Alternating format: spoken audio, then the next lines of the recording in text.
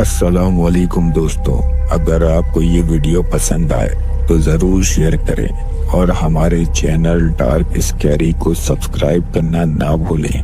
और हाँ, अपना नाम और आप कहाँ से ये वीडियो देख रहे हैं ज़रूर कमेंट में लिखें। हमें बहुत अच्छा लगेगा आपसे जुड़ना। आपके प्यार और मोहब्बत के लिए शुक्रिया। अस्सलाम वालेकुम। मेरा नाम इमरान अहमद है। मेरा ताल्लुक़ पाकिस्तान के शहर लाहौर से है। मैं एक प्राइवेट कंपनी में अकाउंटेंट की जॉब करता हूँ। मेरी बीवी का नाम आयशा है और वो एक प्राइवेट स्कूल में होम इकोनॉमिक्स के टीचर है। मेरे 2 बच्चे हैं। एक बेटा अहमद 12 साल का है और छोटी बेटी फातिमा 8 साल की है। 2019 तक हमारी ज़िंदगी बिल्कुल खुशहाल थी। फिर अचानक हमारी ज़िंदगी में ऐसा कुछ हुआ कि जो किसी फैमिली के साथ ज़िंदगी में नहीं होना चाहिए। ये मेरी दुआ तमाम सुनने वालों के लिए है। तो चलते हैं आज के इस वाक़ये की जानिब। मेरी एडिटर्स से गुजारिश है इस वाक़ये को बग़ैर किसी कट के लिसनर्स तक पहुँचाए। हम लाहौर के पुराने इलाके वॉल्टन में रहते थे और वो मकान 2 मंजिला था। ये घर मेरे वालिद साहब ने 1990 में बनवाया था। इस घर में ज़िंदगी बहुत पुरसुकून और खुशगवार गुजर रही थी। एक दिन आयशा ने किचन में जाते हुए किचन के गेट पर देखा तो मुर्गी के 2 अंडे पड़े थे जो टूटे हुए थे। वो बहुत परेशान हुई और मेरे पास आई और कहा, इमरान, किचन में देखो क्या हुआ है। मैं आयशा के साथ जब किचन में गया तो देखा कि किचन के गेट पर 2 अंडे टूटे हुए पड़े थे जिनका कलर थोड़ा अजीब था। दोनों अंडे काले थे जिसको देखकर अजीब सा फील हुआ। तो उस वक्त तो मैंने आयशा से कहा कि ऐसा कुछ भी नहीं है, अक्सर घरों में परिंदे अंडे दे देते हैं। ये सुनकर आयशा ने नाश्ता बनाना शुरू कर दिया। उसके बाद जब मैं ऑफिस पहुंचा तो सारा दिन मेरा ख्याल उन दोनों काले अंडों पर जा रहा था। लेकिन फिर मैंने खुद को तसल्ली दी और काम में मसरूफ़ हो गया। उसके बाद जब मैं ऑफिस से घर वापस लौटा तो डेली की तरह फ्रेश होकर चाय पीने के लिए बैठा। मैंने आयशा के रवैये में एक अजीब सी तब्दीली देखी। थोड़ी अपसेट, आँखों का रंग बुझा हुआ और फेस थोड़ा काला सा। ये देखकर मैंने थोड़ा अजीब सा फील किया, लेकिन फिर अपनी चाय पीने में मसरूफ़ हो गया। अगले दिन जब मैं रात में अपने कमरे में सोने के लिए अपने बेड पर लेटा तो रात के एक हिस्से में मुझे अजीब सी हरकत महसूस हुई, जैसे कोई बेड पर उछल रहा हो। मैं फौरन घबरा कर उठा तो देखा कि आयशा बिस्तर पर पलट कर बैठी हुई थी। जब मैंने उसे बोला कि आयशा क्या हुआ, सोई नहीं, ये सुनकर आयशा फौरन पलटी तो मैंने देखा उसकी आंखें खुली हुई थी और आंखों की पुतलियां गायब थीं। ये देखकर मैं फौरन कमरा छोड़कर अपने लाउंज एरिया में चला गया और डर डर के वहाँ रात गुजारी। अगले दिन जब मैं उठा और ऑफिस के लिए तैयार होने लगा तो आयशा जैसी ही करीब आती मैं डर जाता। वो कहती, खैरियत तो है? आज आप दूर दूर हैं, कुछ ख़ास बात नहीं कर रहे? मैंने कहा, रात को तुम्हारी तबीयत कुछ अजीब सी थी। सुनकर आयशा ने कहा, क्यों, क्या हुआ मेरी तबीयत को? सही तो है। मैंने ये सुना तो मैं समझ गया कि आयशा को कुछ याद नहीं। ऑफिस जाने के बाद मैं बहुत परेशान था तो मैंने अपने चचाजाद भाई, जिसका नाम जुनैद है, उसको ये सब बताया।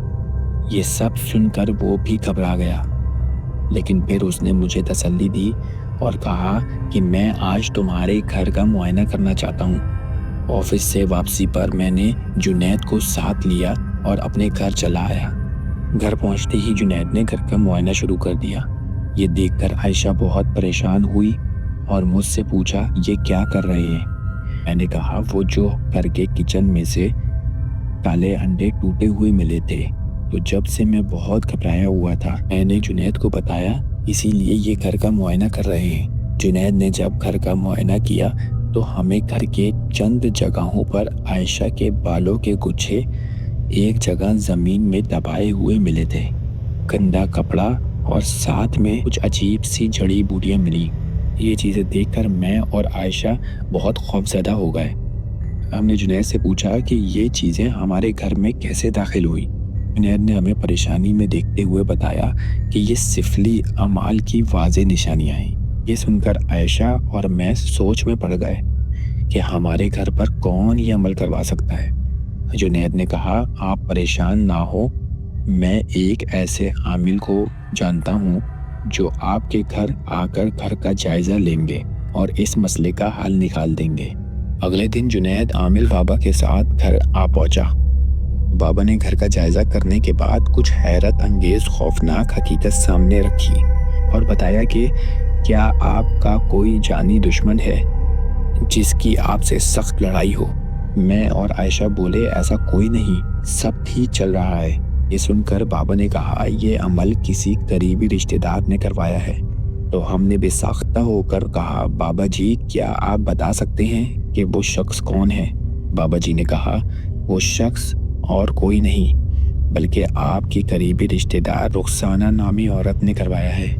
یہ سن کر عائشہ اور میں اور بھی پریشان ہو گئے کہ رخسانہ تو میری اپنی سگی بہن کا نام ہے۔